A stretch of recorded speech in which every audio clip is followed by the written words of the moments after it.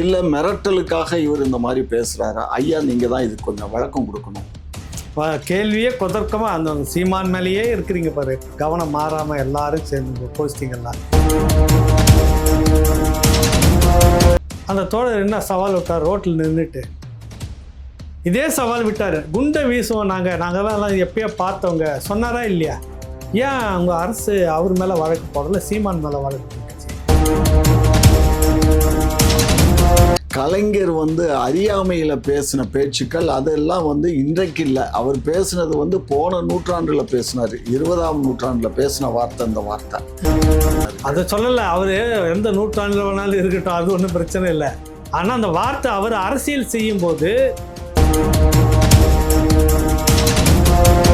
இப்போ அந்த 2009 அந்த படுகொலைக்கு அப்புறம் என்ன ஆயிடுச்சு, இப்போ அந்த துப்பாக்கி சூடு இல்லை, அதிகமாக சொன்னது இல்லை.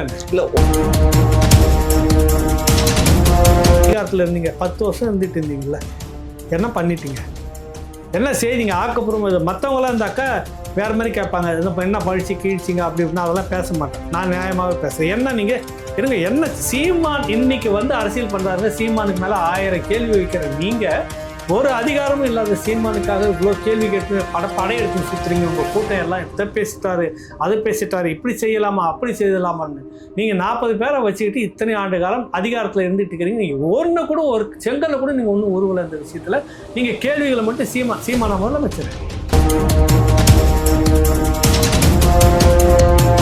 ஜெயலலிதா பாப்பாத்தி சப்போர்ட் பண்ணாங்க. இந்த சுப்பிரமணிய சாமி என்ற பாப்பானாங்க கருணாநிதிங்கிற நான் பிராமின் இருக்கிறார்ல, பெரியாருடைய வாரிசு, நட்பா இருந்தாங்களா இல்லையா? ஏன் இல்லை உங்களுக்கு தெரியும் தானே, மனசாட்சி தொட்டு சொல்றீங்க, அரசியல்ல ரொம்ப காலமா இருக்கிறீங்க. இங்க இருந்தாரு, இங்க இருந்துட்டு அங்க போனாரு, அங்க போய் திரும்பவும் வந்தாரு. சரி, உங்களுக்கு அதெல்லாம் ஒண்ணுமே கிடையாது. நீங்க யார் யாருனாலும் அனுப்பிச்சிருது, யார் வந்தாலும் இது சமுத்திரம். எல்லாரும் சமுத்திரத்துல யாரு வேணாலும் கலக்கலாம். இது சீமான் ஒரு குட்டை, புரியுதுங்களா? அந்த குட்டையில இருக்கும்போது அது எல்லாமே குட்டையை பார்த்து நாங்க ராகு பகல தூக்கம் இல்லாம தவிச்சு.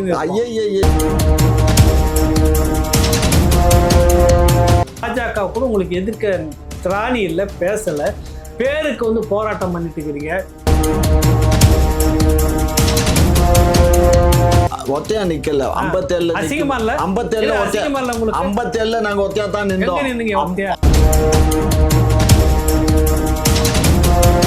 பாப்பான் அசிங்கம் என்றால் எஸ்.வி. சேகரையா கூட வச்சு ஒருத்தர் இருந்தா எங்களுக்கு போதும் சொன்னாரா இல்லையா ஸ்டாலின்?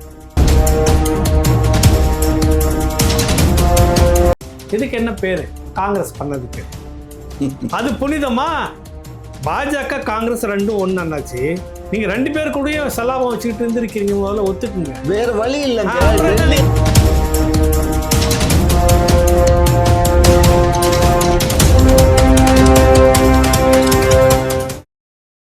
குக்கு செய்திகளுக்காக இன்றைக்கு நாம் சந்திக்கும் விருந்தினர் ராவணா யூடியூப் சேனலினுடைய நிர்வாகி திரு ஏ. கலைவன் அவர்களை சந்திக்கின்றோம். வாருங்கள், நீங்களும் சேர்ந்து சந்திப்போம். வணக்கம் ஐயா. வணக்கம். வணக்கம். நலமா இருக்கீங்களா? நல்லா இருக்கேன். உங்கள்கிட்ட ரொம்ப நாளா ஒரு கேள்வி கேட்கணும்னு நினைச்சிட்டு இருந்தேன். திரு சீமான் அவர்கள் வெங்காயத்தை வீசினா, பெரியார் வெங்காயத்தை வீசினார்னா நான் வெடிகுண்டை வீசுவேன்னு பேசுறாரு. சரி, இது எதுக்கு? அதாவது அவர் வெங்காயங்கிறதுக்கு பதில் இவர் வெடிகுண்டுன்னு சொல்றாரா? வெடிகுண்டு தடை செய்யப்பட்ட ஒரு விஷயம், வெங்காயம் உணவுக்கு உரிய பண்டம். இவர் ஏன் இந்த மாதிரி பேசுறாரு? இதுல எதுவும் உள்ள அர்த்தம் இருக்கா, இல்லை மிரட்டலுக்காக இவர் இந்த மாதிரி பேசுறாரா? ஐயா நீங்க தான் இதுக்கு கொஞ்சம் விளக்கம் கொடுக்கணும். கேள்வியே கொதர்க்கமா அந்த சீமான் மேலேயே இருக்கிறீங்க பாரு, கவனம் மாறாம எல்லாரும் சேர்ந்து போஸ்டிங்கெல்லாம். அவர் ஏன் சொன்னாரு, இப்போ அது சொன்னாரு, சரி வழக்கு போட்டிருக்கீங்க, என்ன அதுல என்ன பிரச்சனை உங்களுக்கு? இப்போ வழக்கு போட்டாச்சுங்க, என்னாச்சு? வழக்கு போட்டு சம்மனும் கொடுத்துருக்குறீங்க. பெரியார் வெங்காயம், பெரியார்ன்றது அவர் அடிக்க சொல்லுவார், வெங்காயம் வரும். ஆக்சுவலாக பெரியார் வெங்காயம்னா உரிக்க ஒன்றுமே இருக்காது. அதான் உங்கள் திராவிடன்றாரு. அதை எடுத்து வீசினீங்கன்னா நாங்கள் பிரபாகரனுடைய வெடிகுண்டை வீசுவோம்னாக்கா அது ஒன்று குண்டுன்னு ஆகிடாது. நீங்கள் அந்த சித்தாந்தத்தில் இருக்கீங்க, நாங்கள் அந்த சித்தாந்தத்தில் இருக்கிறோம். இங்கே கருத்தியல் ரீதியான போர் தாங்க, புரியுதில்ல? ஆயுத வழியான போர் இல்லை. நீங்கள் வெங்காயத்தை வீசினீங்கன்னா வெங்காயத்தை வீச முடியுமா? பெரியார் சித்தாந்தத்தை நீங்கள் வீசும்போது, அந்த கருத்தியலை நீங்கள் வீசும்போது, பதிலுக்கு நாங்கள் பிரபாகரனுடைய குண்டை வீசுவோம்னா, இங்கே வந்து வேற அதனுடைய அர்த்தம் வந்து அரசியலாக மாறுது. இந்த அரசியலை நான் வீசுவேன். உடனே இதுக்கு வந்து உங்கள் கோஸ்டிங் எல்லாம் சேர்ந்துக்கிட்டு அவர் வந்து வன்முறையை தூண்டுகிறார், வெடிகுண்டு வீசுகிறார், அதை பண்ணுகிறார், இதை பண்ணுகிறார், அச்சா போச்சுன்னு எல்லாம் பேசுனீங்கல்ல. உங்கள் தீக்காவில் அந்த ஈரோட்டில் பொறுப்பாக இருந்த தீக்கா தோழர் ஒருத்தர், கிட்டத்தட்ட உங்களோட வயசு கம்மியாக இருக்கும், மூத்த தோழர் தான். அந்த தோழர் என்ன சவால் விட்டார் ரோட்டில் நின்றுட்டு? இதே சவால் விட்டார், குண்டை வீசுவோம் நாங்கள்லாம் எப்பயோ பார்த்தவங்க சொன்னாரா இல்லையா? ஏன் உங்கள் அரசு அவர் மேலே வழக்கு போடல, சீமான் மேலே வழக்கு போட்டுச்சு? இவர் சொன்ன அதே வார்த்தையை அவர் சொன்னாரே, சொன்னாரே களத்தில் குண்டை வீசுவோம், எங்களுக்கு அதெல்லாம் வந்துல, நாங்கள் முன்னாடி இதெல்லாம் வந்து எப்பயோ பார்த்தவங்கலாம் சொல்லியிருக்காங்கல்ல. ஓ அப்படியா? பேசுனாங்களா? அப்படியா? நான் அதையும் ஏன் பார்க்கல? அப்போ அதுக்கு தீக்கா பேசுனாக்கா வழக்கு போட மாட்டீங்க, சீமான் பேசுனா போட்டுருங்க. சரி, உங்கள் கலைஞர் ஐயா இருக்கிறார்ல, ஸ்ரீரங்க பெருமாளை பீரங்கி வைத்து தகர்க்கும் நாள் எந்த நாளும் அந்த நாளே பண்ணார். கூட்டம் ஒரு ஊராக பேசியிருக்காரு, நீங்களும் கேட்டிருக்கீங்க. இப்போ பீரங்கி வச்சு உடைக்கிறது வந்து பெரிய ஒரு வெப்பன்ஸ் தானே, ஆயுதம் தானே. ஐயா நீங்க ஒரு விஷயம், கலைஞர் வந்து அறியாமையில பேசின பேச்சுக்கள் அதெல்லாம் வந்து இன்றைக்கு இல்லை. அவர் பேசினது வந்து போன நூற்றாண்டுல பேசினார், 20ஆம் நூற்றாண்டுல பேசின வார்த்தை இந்த வார்த்தை. 21ஆவது நூற்றாண்டுல அவரும் 94 வயதை எட்டி அவரும் தவறிட்டாரு. இப்போ வந்து அவரை பத்தி நம்ம பேச வேண்டிய அவசியம் என்ன இருக்கு? அதை சொல்லலை, அவரு எந்த நூற்றாண்டுல வேணாலும் இருக்கட்டும், அது ஒன்றும் பிரச்சனை இல்லை. ஆனா அந்த வார்த்தை அவர் அரசியல் செய்யும் போது ஸ்ரீரங்க பெருமாளை பீரங்கி வைத்து உடைக்கணும்னா அப்போ நீ பெரிய போரே நடத்துறல, அது எவ்வளோ பெரிய அஃபென்ஸ் அது. நீ பேசியிருக்கிற இந்த மண்ணில், அதை சொல்ல வர புரியுதில்ல?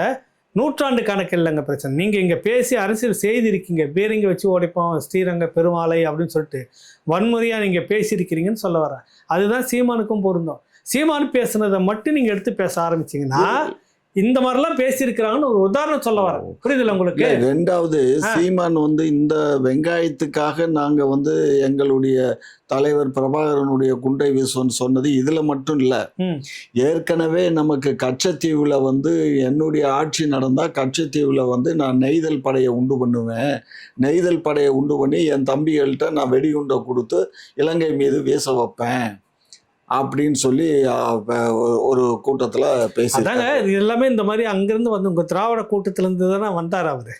இல்ல திராவிட கூட்டத்துல இருந்து அந்த சாயல் இருக்கும். அதனால அந்த மீட்டுறதுக்கு வந்து உங்க மேடையில நின்று பேசும்போதெல்லாம் உங்களுக்கு சந்தோஷமா இருந்துச்சு. இப்ப தமிழ் தேசியம் எனக்குன்னு வேணும்னு தனி வீடு வந்துட்டு பேசும்போது உங்களுக்கு எல்லாம் குற்றமா படுகிறதுனா தவறு சீமான் மேல நம்ம உங்க பேர்ல இருக்குதுன்னு நான் சொல்ல வரேன். நான் என்ன கேட்கிறேன்னா, நெய்தல் படைங்கிறது இவர் ஆட்சியே நடக்குதுன்னே வச்சுக்கோங்க. சரி, கச்சத்தீவை மீட்டுறதுக்கு இவர் வந்து இலங்கையோட சண்டை போட இயலுமா? நெய்தல் படைன்னு ஒண்ணு அமைச்சு இவரு தனிப்பட்ட முறையில குண்டுகள் எல்லாம் வீச இயலுமா? அதாவது நடக்காத ஒரு விஷயங்களை கேரளாவில் எப்படி கேரளாவில் எப்படி ஒரு கடலோர பாதுகாப்பு படைன்னு இதே நெய்தல் படை மாதிரி கேரளாவில் உருவாக்கி வச்சிருக்கிறாங்களே. மீனவ மக்களை எல்லாம் வந்து அனுபவம் வாய்ந்த கடல்வாழ் மக்களை, அந்த கடல் தொழில் செய்யக்கூடியவர்களை இளைஞர்களை படிச்சவங்களை சேர்த்துட்டு ஒரு படையை ஆரம்பிச்சு வச்சிருக்காங்களே. இல்ல அது சாத்தியமாயிருக்கு. அது என்னன்னா, அந்த மீனவர்கள் வந்து ஏதாவது ஒரு கடல்ல வந்து ஒரு ஆக்சிடென்ட் ஆயிடுச்சு, இல்ல ஏதாவது நீர்ல முழுகிடுச்சுன்னா அவங்கள காப்பாத்துறதுக்கு அவங்களுக்கு உதவி செய்யறதுக்காக தான் அந்த படம் வச்சிருக்காங்களே தவிர அவங்க இலங்கையோட போய் இந்த எல்லைக்குள்ள வந்து தகராறு பண்ணா பதிலுக்கு நாங்க செய்வோம்ன்ற அவ்வளவுதான் விஷயம். பதிலுக்கு ஒரு முறை இருங்க. உங்களுடைய இந்தியன் ஆர்மி எல்லாம் வச்சிருக்கு, உங்களுடைய 40 MP வச்சு பேசிட்டு இருக்கிறீங்களா? இது வரைக்கும் நேற்று இந்த வாரம் சமீபத்தில் கூட நடந்திருக்கிறது. என்ன பேசுனீங்க? உங்க திராவிட அரசு இருங்க, டெல்லியில நீங்க அழுத்தம் கொடுத்துருக்கணுமா இல்லையா? கனிமொழி அம்மா நீ அழகா பேசுனாங்க. என்ன பேசுனாங்க? வாரத்துக்கு 2 முறை வந்து நம்ம இப்ப என்ன துப்பாக்கி சூடு தான் நிறுத்தப்பட்டு இருக்கே தவிர அவங்கள கைது பண்ணிட்டு போறாங்க, அவங்க பிடிச்ச வலைகளையும் அந்த மீன்களையும் அள்ளிட்டு போயிடுறாங்க. இதனால் ரெண்டாவது, அந்த போட்டை வந்து பல லட்சம் ரூபாய்க்கு கஷ்டப்பட்டு அந்த போட்டுகளை லோனை போட்டு வாங்கி அதை ஓட்டுறாங்க, அந்த போட்டை எடுத்துட்டு போயிடுறாங்க. அந்த போட்டை கொண்டு போய் அவங்க துறைமுகத்தில் போட்டு அது பராமரிப்பு இல்லாமல் அந்த போட்டு இப்போ ஏகப்பட்ட கிட்டத்தட்ட 300-350 போட்டு நம்ம போட்டுகளை எடுத்துட்டு போய் எதுவுமே இப்போ அங்கேருந்து இப்போ கொஞ்சம் விடுவிச்சாங்க, ஒரு 9 போட்டு. அதை எடுத்துட்டு வந்தால் திரும்ப அதை செலவு பண்ணி சரி பண்ணக்கூடிய அளவுக்கே இல்லாத அளவுக்கு மோசமாக போயிடுச்சு பேசியிருக்காங்க. ஸோ ஆகையினால நாங்க வந்து அது மட்டுமல்ல, சுஷ்மா ஸ்வராஜ் இருக்கும்போது வந்து ஏற்கனவே இதுக்கு வந்து தனி இலாக்கா அமைப்போம். இந்த தமிழகத்தில் இருக்கக்கூடிய மீனவர்களுடைய பிரச்சனைக்கு நாங்க தனியா ஒரு இலாக்கா ஒன்றிய அரசு அமைச்சு அவங்களுக்கு நாங்க பாதுகாப்பு கொடுப்போம்னு அந்த அம்மா எங்க பேசுனாங்க. அங்கேயே ராமேஸ்வரம் இதுல போய் அந்த மீனவ மக்களை சந்திச்சே பேசுனாங்க. அப்படி பேசி அதுக்கப்புறம் இப்போ மீன்வளத்துறைக்கு ஒரு அமைச்சரை போட்டிருக்காங்க. ஆனா அவர் மீன் வளத்தை டெவலப் பண்றதுக்கு தான் அந்த அமைச்சர் வேலை பார்க்கிறாரே தவிர இது போன்ற நம்மளுடைய மீனவ சகோதரர்கள் வந்து பாதிக்கப்படுறாங்க அப்படிங்கிறதுல வந்து பாதுகாப்பு இல்லை. இப்போ ரெண்டாவது இன்னொரு விஷயம் என்னன்னா, பிரபாகரன் இருக்கும்போது துப்பாக்கிச்சூடு நடந்துச்சு. காரணம் என்னன்னா, பிரபாகரனுக்கு சப்போர்ட்டிவா விடுதலை புலிகள் தான் இதுல வர்றாங்க அப்படின்னு ஒரு கண்ணோட்டத்துல அப்ப துப்பாக்கியில சுட்டானுங்க. இப்ப அந்த 2009 அந்த படுகொலைக்கு அப்புறம் வந்து என்ன ஆயிடுச்சு, இப்ப அந்த துப்பாக்கி சூடு இல்ல, அதிகமா இல்ல, ரொம்ப இல்ல நச்சு இல்லைங்க. அவங்க அதிகாரத்தில் இருந்த வரைக்கும் நீங்க இப்ப கேள்விதான் கேக்குறீங்க, என்ன நான் பதில சொல்லிட்டு இருக்கிறேன். அதிகாரத்தில் இருந்த வரைக்கும் ஒரு முறை கூட அந்த மாதிரி வன்முறை நடக்கல. நீங்க அதை புரிஞ்சுக்கணும். 2009 புலிகள் வீழ்த்தப்பட்ட பிறகுதான் இந்த துப்பாக்கி சூடு தொடர்ச்சி அடிச்சிட்டு இருக்கிறான். சரி, கனிமொழி பேசிட்டாருன்னு சொல்றீங்கல்ல, நீங்க அரசியல் இருக்கேன்னா மற்றவங்கள மாதிரி உங்களை வந்துட்டு இது பார்க்கல, ஒரு அனுபவசாலியாக தான் உங்களை நான் பார்க்குறேன். கனிமொழி சின்ன குழந்தையில இருந்தே இந்த கட்சித்தீவு பிரச்சனை, இந்த துப்பாக்கி சூடு பிரச்சனை, இந்த மாதிரி மீனவர் பிரச்சனை நடந்துகிட்டு தானே இருக்கு. நடந்துகிட்டே இருக்குல்ல.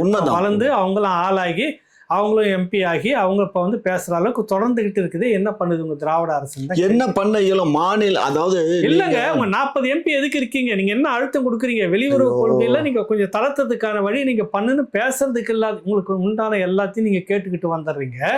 ஆனா மீனவர் பிரச்சனை மட்டும் நாங்க லெட்டர் எழுதிக்கிட்டு இருப்போம், பாராளுமன்றத்துல அதே வசனங்கள் பேசிக்கிட்டே இருப்போம். கனிமொழி பேசுனாங்க, முன்னாடி டிஆர் பால் அதிகாரத்துல இருந்தப்ப பேசுனாங்க, அதுக்கு முன்னாடி எல்லாம் என்ன நீங்க பேசுனதை தவிர்த்து என்ன? நீங்க தமிழகத்தில் இருக்கக்கூடிய இந்த 40 பாண்டிச்சேரி உட்பட 40 எம்பிக்களும் வந்து என்னத்தை போய் பேசினாலும் சவுடன் காதுல ஊதுன சங்கு மாதிரி தான் ஒன்றிய அரசு எடுத்துக்கிறதே தவிர ஒன்றிய அரசு சீரியஸா மதிக்கிறது இல்ல. காரணம் மதிக்கிறது இல்ல. அப்ப காங்கிரஸ் கூட ரொம்ப கொலாவிக்கிட்டு அதிகாரத்தில் அன்னைக்கு நீங்கள் தான் பவரில் இருந்தீங்க. முதல் 5 வருஷம் நீங்கள் எடுக்கிற முடிவு தான். ஏன்னா நீங்கள் வித்ட்ரா பண்ணீங்கன்னா காங்கிரஸ் அரசு இல்லை. ரெண்டாவதும் அந்த மன்மோகன் சிங் இதில் 2வது முறையாக வந்தப்போ உங்களுக்கு ஓரளவுக்கு பவர் கொஞ்சம் குறைஞ்சிருந்தாலும் அதிகாரத்தில் இருந்தீங்க. 10 வருஷம் இருந்துட்டு இருந்தீங்கல்ல, என்ன பண்ணிட்டீங்க?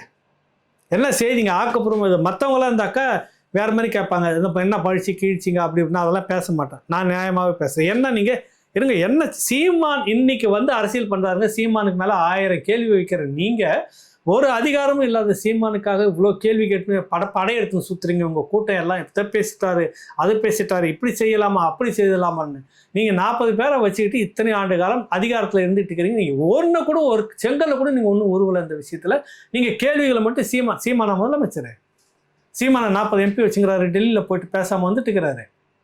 கேளுங்க, நீங்கள் என்ன கேள்வி நீங்கள் சொல்லுங்க, அந்த பதில் சொல்லுங்க. நீங்கள் அதாவது ஒன்றிய அரசு வந்து இது வந்து ஃபுல் மெஜாரிட்டியில் அவங்க இருக்காங்க. அவங்க மெஜாரிட்டி அரசு ஆட்சியில் இருக்கு. இவங்க கத்துறதுனால அல்லது இவங்க வெளிநடை பண்றதுனால அவங்களுக்கு எந்த விதமான பாதிப்பு இல்லை. இவங்க கத்துறதை விட்டுட்டு போய் வெளியில நின்று ஆர்ப்பாட்டம் பண்றதோ வைக்கிறதோனாலையும் ஒன்றும் கிடையாது. எதுக்கு இந்த பதவி? இந்த பதவி எதுக்குன்னா இல்ல, இப்ப வந்து என்னன்னா இந்த பாரதிய ஜனதா கட்சி தமிழ்நாட்டுக்குள்ள வருகை தரக்கூடாதுங்கிறதுக்காகத்தான் இவங்க ஜெயிச்சாங்க போயிருக்காங்களே தவிர இன்று நம்ம வந்து இந்தியா கூட்டணியே ஆட்சிக்கு வந்துரும் அப்படிங்கிற ஒரு நிலைப்பாடு இருந்தது. அந்த நிலைப்பாடு நிறைவேறி இருக்கும்னா இளம் தலைவராக இருந்த ராகுல் காந்தி வந்து கண்டிப்பா வந்து இந்த இலங்கை சமாச்சாரம் நம்ம மீனவ சமாச்சாரத்துக்கு ஒரு முற்றுப்புள்ளி வச்சிருக்கேன். திரும்ப அத்தைக்கு மீச முளைக்கிற கதையவே நீங்க பேசிட்டு இருக்கிறீங்க. நான் ஏற்கனவே அத்தைக்கு மீச முளைச்சு அதிகாரத்துல இருந்த போது ஏன் செய்யலன்னு கேள்வி கேட்க. இல்ல செய்யலைன்னு சொல்லாதீங்க. இல்ல 10 அந்த நேரம் வந்து இல்லைங்க ஐயா, கடிதம் எழுதிட்டு இருந்தீங்க. அதை மறக்கல. இல்ல நீங்க அழைப்பு வரைக்கும் கூட இருந்து துரோகம் பண்ணி கடிதம் எழுதி பாருங்க. அப்போ வந்து ஒரு நெருக்கடியும் கொடுக்கல டெல்லி அரசுக்கு. விடுதலை புலிகளினுடைய தாக்கம் அதிகமா இருந்த காரணத்தினால அந்த 10 ஆண்டு காலத்துல ஏற்கனவே 2 முறை எங்களுடைய ஆட்சி வந்து விடுதலை புலிகளுக்கு நாங்க சப்போர்ட் பண்றோம்னு திராவிட முன்னேற்ற கழகத்தினுடைய ஆட்சி கலைக்கப்பட்டது. ஆகவே இதுல வந்து அதுவே தப்புன்னு பல முறை எல்லாரும் பேசிட்டாங்க, எவிடன்ஸோட சொல்லிட்டாங்க. உங்களுக்கு அரசியல் தெரியாத மனசாட்சி தொட்டு சொல்லுங்க. வாழப்பாடி டெல்லியில் இருந்தபோது எதுக்காக காங்கிரஸ் அங்கே அதிகாரத்தில் இருந்தபோது காங்கிரஸ் ஜனதா பார்ட்டி வெளியிலேருந்து ஆதரவு, ராஜீவ் காந்தி கரெக்டுங்களா, இப்போ ஜனதா பார்ட்டி இருந்தது, வெளியிலேருந்து ஆதரவுன்ற அந்த நேரத்தில் வந்து வச்சுக்கிட்டு இங்கே வித்ட்ரா பண்ண வச்சு இந்த ஆட்சியை கவிழ்த்ததுக்கான காரணம் என்ன? காங்கிரஸுக்கு பிடிக்கல, வாழப்பாடி ராமமூர்த்தி சேர்ந்து அங்கே ப்ளே பண்ணது. அதன் மூலமாக செஞ்சுட்டு சும்மா அங்கிட்டு ஒரு காரணம் சொல்லி இல்லை மயிலாடுதுறை கும்பகோணம் பக்கத்தில் ஒரு இந்த இந்த சின்ன குழந்தைங்கள்லாம் படிக்கிறாங்களே சமஸ்கிருத பள்ளியில் வந்துட்டு தீகா தோழர்களை போய் அடித்தாங்க, ரகலை பண்ணாங்கன்னா அந்த ஒரு பேஸை வச்சுக்கிட்டு வராங்க. அதான் விஷயம். எங்க வந்து உங்களுக்கு புலிகளுக்கு ஒத்துழைச்சாங்க, புலிகளுக்காக பண்ண நீங்களா ஒரு விஷயம் கட்டுறீங்க அதை? இல்ல அதாவது அந்த இது வந்து அந்த தடவை ஆட்சி போனது வந்து சுப்பிரமணிய சாமி ஜெயலலிதாவை வந்து அந்த பாப்பான்னு இந்த பாப்பாத்தையும் ஒன்று சேர்ந்துக்கிட்டு இவங்களுடைய ஏற்பாட்டில் தான் அந்த நேரம் வந்து ஆட்சி கலைக்கப்பட்டது. சரிங்களா? அதுக்கு வந்து இந்த அதான் நீங்க சொன்ன மாதிரி ஒரு பெரிய சுப்பிரமணிய சாமிங்கிற பாப்பா ஜெயலலிதா பாப்பாத்தி சப்போர்ட் பண்ணாங்க. இந்த சுப்பிரமணிய சாமி என்ற பாப்பானதை கருணாநிதிங்கிற நான் பிராமின் இருக்கிறார்ல, பெரியாருடைய வாரிசு, நட்பா இருந்தாங்களா இல்லையா? ஏன் இல்லை உங்களுக்கு தெரியும் தானே, மனசாட்சி தொட்டு சொல்றீங்க, அரசியல்ல ரொம்ப காலமா இருக்கிறீங்க, எத்தனை சதி திட்டத்தை பண்ணிக்கிறீங்க. வைகோ வெளியேற்றுறதுக்கு சுப்பிரமணிய சாமி முரசொலி மாறின திட்டம் போட்டு கருணாநிதியை விடுதலை புலிகளை பயன்படுத்தி வைகோ கொல்ல பார்க்கிறாருன்னு சொல்லிட்டு சும்மாங்கட்டி ஒரு அறிக்கையை கொடுத்து பண்ணி வைகோ தூக்கி வெளியே போட்டதுக்கு உடனடியா இருந்தாரு இல்லையா சுப்பிரமணிய சாமி? சொல்லுங்க, உங்களுக்கு தெரியாததா சொல்லுங்க, மனசாட்சி தொட்டு சொல்லுங்க. அது என்னாச்சு, அது அரசியல்ல வந்து ஒவ்வொருத்தருக்கும் ஒரு காலகட்டங்கள்ல இருக்கும். இப்போ ஒண்ணு வேண்டாம், இன்னைக்கு மாப்பிள்ளை சார் சீமான் சார் என்ன பண்ணியிருக்காரு, இப்ப ஜெயதீச பாண்டியன் வந்து எவ்வளவு பெரிய பொறுப்புல இருந்தாரு, ஒருங்கிணைப்பாளராக இருந்தாரு.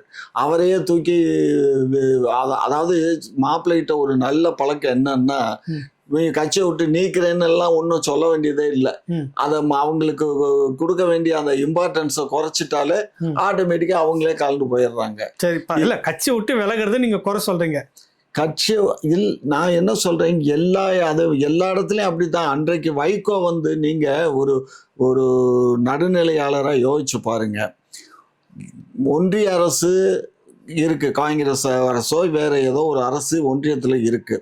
ஒன்று தமிழ்நாடு அரசுக்கும் ஒன்றிய அரசுக்கும் தெரியாம இவர் கள்ளத்தோணி ஏறி தமிழகத்தில் தடை செய்யப்பட்ட ஒரு புலியினுடைய இயக்கத்தை போய் சந்திச்சு அங்கே போய் ஒரு வாரம் 10 நாள் இருந்து உறவாடிட்டு வந்தாக்க அப்போ வந்து அதில் நடவடிக்கை எடுப்பாங்களா எடுக்க மாட்டாங்களா, அதை மட்டும் நீங்கள் சொல்லுங்க. இது அதாவது போயிட்டு வந்துட்டு பிற்பாடு பின்னாடி நடக்குது. அப்போ இல்லை போயிட்டு வந்த உடனே அந்த பீரியட்ல தான் வந்து கலைஞரை வந்து கொலை செய்யறாங்கன்ற அந்த கருத்தை நீங்க ஏத்துக்கிறீங்களா? அதை நான் ஏத்துக்கல. அப்புறம் பொய்யா சொல்லி நீங்க வெளியே அனுப்புற அந்த அரசியல் பொய்யா, அதனால மட்டும் இல்ல, இவர் வந்து இந்த மாதிரி அங்க வந்து விடுதலை புலிகளை சந்திக்கிறது போய் வந்து அரசியல்ல நின்றுட்டு இருந்தார். அது வந்து போய் வந்தது வேற, இது நடக்கிறது எப்ப 93ல நடக்குது. நீங்க அதுக்கு இதுக்கும் வந்து கொண்டு வந்து கட்சியில அவர் வளர்றாருன்றப்ப வெளியே எடுக்கிறீங்க. ஒரு கட்சியில 93ல கட்சி விட்டு நீக்கிறாங்க. அவர் போனது அதே காலகட்டம் தான். அவரு டிசம்பரோ நவம்பர்லயோ போயிட்டு வந்த பிற்பாடு இது நடக்குது. நான் சொல்ல வர்றது என்னன்னா, 89ல் IPKF ரிட்டர்ன் வருது, அங்க இருந்துட்டு வராங்கல்ல, அதுக்கு பிறகு வரைக்கும் இருக்கிறார்ல, அப்புறம் தானே கட்சி விட்டு நீக்கிறாங்க. சரிங்களா? எனக்கு அது சரியா தெரியல. எது எப்படி இருந்தாலும் இந்த கொலைப்பழியை சுப்பிரமணிய சாமிங்கிற அந்த பார்ப்பனோட சேர்ந்து கருணாநிதியும் சேர்ந்து கூட்டு சேர்ந்து வெளியே அனுப்புனாங்களே இல்லையா வைகோங்க? இல்ல, வெளியே அனுப்புறது வந்து கட்சியினுடைய முரண்படுது. அவங்களுக்கு வெளியே போறாங்க, நீங்க அதை வந்து கம்பேர் பண்றீங்களா? அது என்ன அரசியல்? சரி, திமுக விட்டு வரிசையா இத்தனை பேர் வெளியே போயிட்டு துரைசாமி வரைக்கும் வந்து பாஜக சேர்ந்துட்டாரு. அதுக்கு என்ன சொல்லுவீங்க திமுகவை? திமுகல அவர் வந்து போனாரு. அவரு என்கிட்ட ఫోన్లో என்ன பேசிட்டு இருக்கோம் தெரியுமா? నాయనా నేను వచ్చి తప్పు చేసేసి మాటగా గమ్మున అక్కడనే ఉండింత ఈ దూరి నన్ను ఏదో మినిస్టర్నో లేదా సభానాయకునిగా కూడా ఇచ్చిండొచ్చు. అయితే నేను బీజేపీకి వచ్చి ఇప్పుడు అడ్రస్ లేకుండా పొడిచి இந்த முருகன் நன்னை ஏமாற்றினாடு அப்படின்னு ஏன் கூட தெலுங்குல இந்த மாதிரி பேசுகிறேன். இது அர்த்தம் உங்களுக்கு புரிஞ்சிருக்கும். கேட்குற நிருபர்களுக்கு புரியலைன்னா ஒன்று சொல்கிறேன். நான் வந்து மாண்புமிகு திரு முருகன் அவர்களுடைய பேச்சை கேட்டு நான் பாரதிய ஜனதாவுக்கு போயிட்டேன். போகாமல் தப்பு பண்ணிட்டேன். நான் பாரதிய ஜனதா கட்சியில் போகாமல் திமுகவில் இருந்திருந்தால் கண்டிப்பாக எனக்கு இந்த முறை சீட்டு கிடச்சிருக்கும். நானும் ஜெயிச்சிருப்பேன், ஆட்சியிலையும் அங்கே வைத்திருப்பேன். தெரிஞ்சோ தெரியாமலோ தவறு பண்ணிட்டேன்னு சொல்கிறார். அது இன்னைக்கு பண்ணிட்டேன்றாரு, அது வேற விஷயம். கட்சி விட்டு திமுக விட்டு எத்தனை பேர் போயிட்டு இருக்கிறாங்க. அண்ணாச்சி அதாங்க நடக்குது. சுப்புலட்சுமி ஏங்க, ஜெயதீசன் கூட தான் உங்க போயிட்டாங்க. கட்சியில இருங்க. இருங்க, உங்க கட்சியில நடந்தா சுப்புலட்சுமி மட்டும் பிரச்சனை இல்ல, அதுக்கு ஒரு இல்ல இல்ல விளக்கம் சொல்றீங்க. சுப்புலட்சுமி ஜெயதீசன் போனாங்க. எல்லாம் போயிருக்கிறாங்க. எல்லாம் இல்ல அண்ணாச்சி, இது வந்து விரல் விட்டு எண்ணக்கூடியவங்க போனாங்க. 18 மாவட்ட செயலாளர்கள் வந்து திரு சீமான் அவருடைய கட்சியை விட்டு போனாங்க. மாநில பொறுப்புல இருக்கக்கூடிய 4-5 பேர் போனாங்க. கட்சியை வந்து தென் மாவட்டங்களில் வளர்த்த அந்த பையன், மதுரக்கார பையனையும் இவர் அவரை இது பண்ணிட்டாரு. இப்போ இங்கே திருவள்ளூரில் பார்த்தீங்கன்னா நம்ம வந்து அந்த மகேந்திரன்கிற பையன் இவருக்காகவே இவர் வாங்கின கார் மாதிரியே ஒரு காரை வாங்கி இவருக்கு பைலட் மாதிரியே போயிட்டு இருந்த அந்த தம்பியே கிட்டத்தட்ட குறைஞ்சபட்சம் ஒரு 2 கோடி ரூபாய், நேற்று பேசினேன், 2 கோடி ரூபாய்க்கு மேலே செலவு பண்ணியிருக்காரு. அவரும் இன்னைக்கு அங்கே இல்லை. அவரும் போய் இன்னைக்கு ஒரு வெளியே இருந்த நான் வந்து அதை எடுத்து பேசல, குறை சொல்லலை. அவங்க வந்து பாடுபட்டு இருக்கலாம், அதில் நான் மறுக்கலை. வெளியேறதுக்கான காரணம் சீமான் அப்படின்னா அது எல்லா கட்சியிலுமே இருக்குது. அதை பெருசு இல்ல, எல்லா கட்சியிலும் திமுக எப்படி இல்லாம இருக்குது? இல்ல, திமுக எவ்வளவு பெரிய ஜாம்பான் ஜி கோவிந்தசாமி இருந்தார்ல, அவங்க போய் ஏஜி சம்பத் இருந்தார் இல்லைங்களா, சம்பத் இருந்தார்ல, திமுக சின்னத்தை கொடுத்த குடும்பம் தானே அது. பெரியவர் இறக்கும்போது, கோவிந்தசாமி பெரியவர் படையாச்சவர் இறக்கும்போது என்ன சொல்றாரு கருணாநிதிட்ட, கடைசி வரைக்கும் என் குடும்பம் உங்களுக்கு விசுவாசமா இருக்கும், நீங்களும் அந்த மாதிரி இருந்துக்குங்க சொல்லி தானே முடிச்சிருக்கிறாரு. கடிதம் போயிருக்கல, பேசியிருக்கிறார்ல. அந்த குடும்பத்தை தூக்கி நீ வெளியே போட்டிருக்கிற, பாஜகவில் போய் நிற்கிது அந்த குடும்பம். போலாமா அந்த மாதிரி? இது அத்தி பூத்தார் போல் அங்க ஒண்ணு இங்க ஒண்ணுதான் திமுக நடக்குது. இதே போல 18-20க்கு மேல நான் பட்டியல் சொல்லிட்டு இருக்கிறேன். இல்ல இல்ல இல்லைங்க, பாரம்பரியமா ஒரு 1967 49 கட்சி தொடங்கப்பட்ட காலத்துல இருந்து இன்னைக்கு 2005 வரையும் இருக்கிறதுல 1-2 பேரு போயிருக்கலாம். வருஷம் 1-2 பேர் இல்ல, அங்கேயும் கொத்தா நிறைய பேர் வெளியில போனவங்க. இங்க மாவட்டம்ன்றது இப்ப கேளுங்க, மாவட்ட பொறுப்புன்றது எப்பயே கலைக்கப்பட்டது. நேரா தொகுதிக்கு தான் பொறுப்பாளர், முதல்ல தொகுதியை கட்டமைப்பு பண்ணுங்கன்னு மாத்திட்டாங்க. அப்ப மாவட்ட செயலாளருக்குள்ள ஒரு முரண்பாடு வருது. அது வந்து கட்டமைப்புல வரக்கூடிய குழப்பம். வெளியே போயிருக்கிறாங்க, நாளைக்கு உள்ள வராங்க, அது அவங்களுக்குள்ள பேசுறாங்க. நீங்க மட்டும் சொல்றீங்களா திமுக விட்டு வெளியே போறாங்க, திரும்ப சகோதரத்துவத்தோட உள்ள வந்து இறஞ்சிக்கிறாங்க, அது எங்களுடைய உட்கட்சி, இப்போ நாங்க அண்ணன் தம்பி, அதே தான் இங்க பேச்சு வரட்டுமே. நீங்க இப்ப 1000 விளக்கு தொகுதி எம்எல்ஏ வந்து பிஜேபிக்கு போய் ஜாயின் பண்ணாரு. அவர் பிஜேபியில இருந்து விலையும் மறுபடியும் திமுகவுக்கு வந்தாரு. செல்வத்தை சொல்றேன், கூகா செல்வத்தை இங்க இருந்தாரு, இங்க இருந்துட்டு அங்க போனாரு, அங்க போய் திரும்பவும் வந்தாரு. சரி, இப்ப உங்களுக்கு அதெல்லாம் ஒண்ணுமே கிடையாது. நீங்க யார் யாருனாலும் அனுப்பிச்சிருது, யார் வந்தாலும் இது வந்து சமுத்திரம். எல்லாரும் சமுத்திரத்துல யாரு வேணாலும் கலக்கலாம். இது சீமான் வந்து ஒரு குட்டை, புரியுதுங்களா? அந்த குட்டையில இருக்கும்போது அது எல்லாமே குட்டையை பார்த்து நாங்க ராவு பகலா தூக்கம் இல்லாம தவிச்சு. ஐயா, நீங்க இப்படி எல்லாம் ஒரு அருமையான ஜோக்கு இல்ல, இது ஜோக்கா? ஈடு இணையற்ற ஜோக்கு. அவருக்கு என்ன பயம்? திமுகவுக்கு எதுக்கு பயம்? நீங்க திமுக தேசிய கட்சி பாஜக கூட நீங்க அந்த அளவுக்கு எதிர்க்கலங்க. பாஜக கூட எதிர்த்து உங்களுக்கு வந்து தலையில மிளகா அரைச்சிக்கிட்டு உங்களுக்கு துரோகம் பண்ணிட்டு இருக்கிறதா சொல்றீங்களா? அந்த பாஜக கூட உங்களுக்கு எதிர்க்க திராணி இல்லை, பேசல. பேருக்கு வந்து போராட்டம் பண்ணிட்டு இருக்கிறீங்க. அதுலயும் கூட வந்து அறிக்கை வருதுன்னா தமிழர்களுடைய இதை வந்து நீங்க வந்து தொட்டு பாரு, அதை பாருன்னு இப்ப பேசுறீங்களா? நேற்று வரைக்கும் திராவிடர்களேன்னு சொல்லி ஓட்டு கேட்டுன்னு திராவிட மாடல் ஆச்சு. 24 மணி நேரம் திராவிட. நாங்க தமிழையும் திராவிடத்தையும் ஒரு கண்ணு 2 கண்ணு சார் எங்களுக்கு. திராவிடம் ஒத்த கண்ணு எல்லாம் பேச வேணாம். திராவிடம்னா திராவிடத்துல இருங்க. இங்க பாருங்க, இங்க பாருங்க கதையே சார், இங்க பாருங்க, நீங்க வந்து இந்த மாதிரி பரப்புரை பண்றதுதான் தவறு. திராவிடத்தை நீங்க எப்படி தமிழ் இல்லாம எப்படி திராவிடம் வரும்? தமிழ் இருக்கிறதுனாலதான் திராவிடம். கதையெல்லாம் சொல்லிட்டு வரீங்கல்ல, உங்க கதையில இவ்வளவு விஷயம் இருக்கு உங்களுக்குள்ளார. குட்டன்னு சொன்னீங்கல்ல, அந்த குட்டையை பார்த்துதான் சமுத்திரம் வந்து பயந்துகிட்டு இருக்குதுன்ற. அதாவது இது வந்து நீங்களும் வந்து 47க்கு முன்னாடி 49க்கு முன்னாடி கட்சி தொடங்குறப்ப நீங்களும் குட்டை தான். காங்கிரஸ் இந்த பெரிய சமுத்திரத்துக்கு முன்னாடி நீங்க குட்டையா இருந்தீங்களா இல்லையா? நாங்க 49ல கட்சி ஆரம்பிச்சோம். அதாங்க. அப்ப நாங்க 52ல தேர்தல்ல நிக்கல. அதுக்கப்புறம் 57ல நின்றோம். ஒத்தையா நின்னீங்களா? ஒத்தையா நிக்கல. 57ல 57ல நாங்க ஒத்தையா தான் நின்றோம். 57ல நீங்க கணக்கு எடுத்து பாருங்க. 57ல என்ன ஆதரவு கேட்டு சுயேட்சை கிட்ட நீங்க வந்து எங்களை ஆதரிங்க கேட்டு வாங்குறீங்க பாருங்க. இதெல்லாம் ஒத்தையில தான் 1957ல ஒத்தையில தான் நின்று நாங்க ஜெயிச்சு வந்தோம். சரிங்களா? அதுக்கப்புறம் நாங்க என்ன பண்ணோம், 67 தேர்தல்ல நாங்க கூட்டணி அமைச்சோம். பாப்பானெல்லாம் சேர்த்துக்கிட்டு தான் கூட்டணி அமைச்சாங்க. அதுல எனக்கு கூட வெறுப்பு வந்தது. ரிப்பீட் பண்ணுங்க அதை. பாப்பானுகளை கூட கூட்டணியில வச்சுக்கிட்டு தான் ஜெயிச்சு வந்தோம். அது நமக்கு அசிங்கம் இருக்காது. அது அந்த அசிங்கம் தான் தொடக்கிறது தான் இன்னும் இவ்வளவு காலமா தொடச்சிட்டு உட்காந்துருக்கோம். சரிங்களா? அந்த அசிங்கம் இன்னும் தொடச்சிட்டு தொடச்சிட்டு இப்ப உட்காந்துருக்கோம். எஸ்.வி. சேகர் என்றால் திரும்ப அசிங்கத்தை கூட வச்சுக்கிட்டு பாப்பான் அசிங்கம் என்றால் எஸ்.வி. சேகரையா கூட வச்சு ஒருத்தர் இருந்தா எங்களுக்கு போதும் சொன்னாரா இல்லையா ஸ்டாலின்? ஏங்க ஒரு ஒரு ஒரு ஒரு இடத்துல வந்து இப்ப நான் உங்க இடத்துல வந்து உங்களை பேட்டி இல்லங்க, எடுக்க வந்திருக்கேன். உங்களை நாங்க பெருமையா பேசினா பேச 49க்கு வேண்டாமா? முன்னாடி நீங்க குட்டையா இல்லையா அதை சொல்லுங்க முதல்ல. நாங்க காங்கிரஸ் இந்த இங்க பாருங்க, சமத்துவத்துக்கு முன்னாடி நாங்க நீங்க குட்டை குட்டையா கூட இல்லைங்க. நாங்க 49க்கு முன்னாடி நாங்க திராவிட கழகத்துல திமுக இருந்தது. அவங்க திராவிட கழகத்துல தந்தை பெரியார் என்ன சுயமா பண்ணாரு? இல்லங்க இருங்க, சுயமா ஒரு அரசியல் உங்களுக்கு இல்ல. மாணவர்கள் முன்னெடுத்த இந்தி போராட்டத்துக்குள்ள உள்ள நுழைஞ்சு அதிகாரத்துக்கு வந்தீங்க. அதுலயும் 10 பேர் உள்ள சேர்த்து கூட்டிக்கிட்டீங்க. இன்ன வரைக்கும் 10 பேர் ஒன்னா சேர்ந்து நின்றுட்டு இருக்கிறீங்க. நீங்க வந்து சமுத்திரம் பெரிய குட்டை நாங்க அப்படின்னு எல்லாம் பேசிட்டு இருக்கிறீங்க. நீங்களே ஒரு குட்டையாக இருந்ததுதான் சமுத்திரமா நீங்க ஆயிட்டம் இல்ல சார். இவங்களும் மாறுவாங்க, இவங்களும் மாறுவாங்க. அதாவது இவங்களும் மாறுவாங்க. எப்ப- ஒண்ணும் இல்ல. இது ஒரு பெரிய இங்க சமுத்திரம் பாருங்க, மாறும். நான் உங்களுக்கு நான் திரும்பவும் சொல்றேன்.